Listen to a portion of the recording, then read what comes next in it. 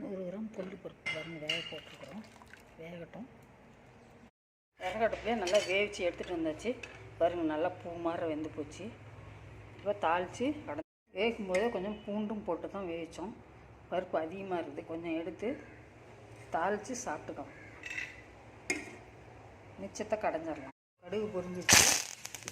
சின்ன வெங்காயம் இப்படியே கொஞ்சோண்டு ஜீரகமும் மிளகு சேர்த்துக்கலாம்.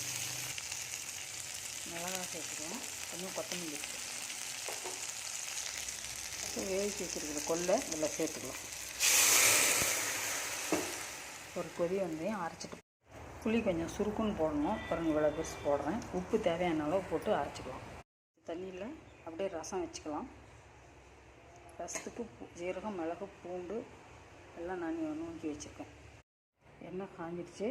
கடுகு போட்டுக்கலாம். பூண்டு மூணு போட்டுக்கலாம். பெருங்காயம் சேர்த்துக்கலாம். அதுக்கூடிய மிளகாய் ஜீரகம் மிளகு. இதுக்கு ஜீரகம் மிளகு நுணுக்கி போட்டால் தான் நல்லாயிருக்கும். ரசப்பொடி கலக்கக்கூடாது.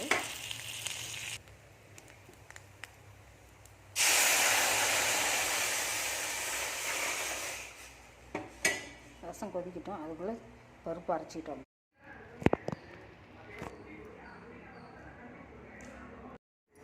கொள்ளு பருப்பு ரெடி ஆயிடுச்சு.